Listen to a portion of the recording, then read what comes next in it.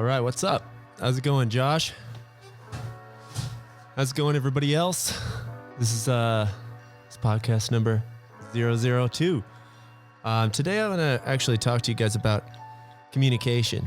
And the only way you can really dig deeper is to ask questions. I do want to say this is a lot of the things that I'm saying in my podcast or in my vlog or whatever the hell I'm communicating. It's really just me going through the things that I'm going through. I'm a very contemplative, broody person. So I'll be thinking about things a lot and I'll just brood on them and I'll ask questions about them. Sometimes to the point to where I have coaches where will just tell me like, Corey, shut the fuck up and just do. Like actually like put yourself in a position to grow, because I'm a very communicative questioning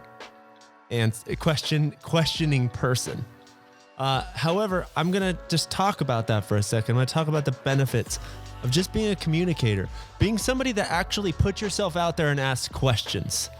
I think it's very important for all of you, many of you, to hear this, to hear that it's important to ask questions, because the more I live, and I'm on the second half of, I feel that I'm approaching the second half of my life, which, by the way, to everybody under 20 years old or in their 20s, the second half of your life is incredibly fascinating, because you start to kind of really get to know yourself. You kind of start to look back on things and really get to know like, oh shit, that's exactly what life was about. That is why this means that. But it's incredible. But as I approach this second half of my life, I find myself in a place where I just want to know, or I want to ask questions, and I want to put myself out in a place where I want to know things. And the thing I want to get to is some of us don't communicate because we're subconsciously afraid how our communication will be received, and that will essentially make us feel something about ourselves. It is incredible to watch the world at my age and in what I do. To see how many people actually don't communicate.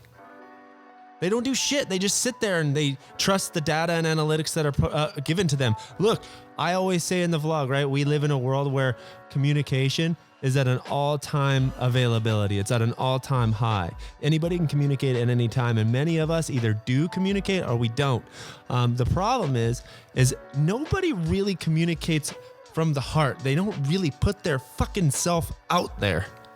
The reason why is because we have this subconscious feeling we don't want to be rejected, or we don't want to feel pain, or we don't want to be upset, or we don't want to have a view of ourselves that's projected from somebody else that is negative. But I'm going to challenge you. I'm going to challenge you to be completely authentic to who you are. And not trust trends and analytics. Look, we live in a world, like I said, where we can go on Facebook and Instagram and Twitter and all these different fucking platforms, and we can see what people are talking about. I could see what's trending. I could see what's popular. I could see what's not popular. I could see what people hate, and I could see what people think is great, right? If I really want to make myself feel better about myself in the most fake fucking way possible, I'll just jump on the trends. I'll just trust the analytics. I'll just look at the data and be like, oh, looks like everybody's supporting this thing, or looks like somebody is for this thing and they're not for this thing, even though my heart might tell me I'm the minority. It might tell me inside and say, hey, like, I really actually don't agree with the majority here. I actually agree with the small amount of people saying this, or I actually have my own fucking opinion. But most of us, we just stay silent. We don't say anything and we don't communicate. And not only that, but we don't search or ask questions. I'm not saying that you have to stand on a soapbox and give your opinion. I'm saying that if you have an inclination, or if you have a desire to really explore the things that you're wanting to explore, then ask, communicate. Reach out. Don't trust the data. Don't be trendy. It's easy. If you're just one of the people jumping on the trends and supporting the things that everybody is supporting and it's just easy, then, you'll never really grow internally. You'll never grow inside. You'll never put yourself in a place to feel uncomfortable or feel rejected or feel pain. Those things are very important. And sometimes I do say this, like lately I've been thinking a lot about like pain, and pain is a word that we apply to a feeling that we have when something happens that is hard. I go to the gym, I work out, I feel pain, I feel struggle. Let's take that concept of pain and struggle in the gym We know through just science and data and knowing that you go to the gym, you work out, it's hard, but you're going to actually be better for it. We take the same kind of concept, pain and struggle. We put it in our normal life, like social aspects or just in life itself. And we always think pain and struggle is the result of pain and struggle is bad. It's depression. That's not necessarily true. So when you're feeling like pain and struggle and loneliness and just an emotion you really don't like, maybe you're growing. You ever think of that? Maybe you're growing. I just challenge you today. I want to challenge you to act out and communicate the things that you don't know. Act and try the things you're not sure of, and fuck the critics. If you say something, oh my gosh, you guys, like I say so many things that I regret.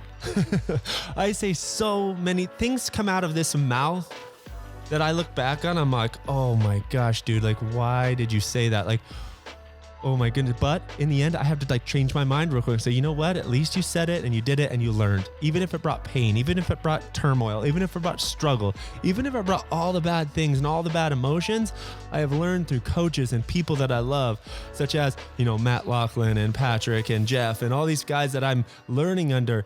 They tell me like, oh, those are just emotions. Emotions are accompanied by a million thoughts. One emotion can produce a million thoughts. So ignore the thoughts. Look at the emotion for what it is, let it pass, and fucking learn. I think you should do that. I think the world should be more contemplative and that should be more communicative, and we should ask more questions because we are in the zone of supporting whatever we're told to support, especially now. Like, I can't even believe the amount of people that just support whatever it is that's trending. Just come up with your own ideas, come up with your own perspective, and have the fucking balls to put out your thoughts. And if it's wrong, or if you feel like it's not accepted well and it makes you feel a certain way of rejection or sadness or loneliness, or what's the word where you're just like put out on an island by yourself? I don't remember what it is, but it's just kind of like you're an outcast. Good for you for learning and climbing and growing. Because if I really think about it, the only people that did anything great in this entire world that changed the world were people who stood by what they believed, whether it be right or wrong, they overcame, and the people that didn't give up. Put yourself out there and don't give up. Don't give up on yourself. The last thing I want to say is there are many of us that don't communicate, but we rely on our own contemplative effort, our own contemplative results. So there are many people that I know that they are very, very silent people.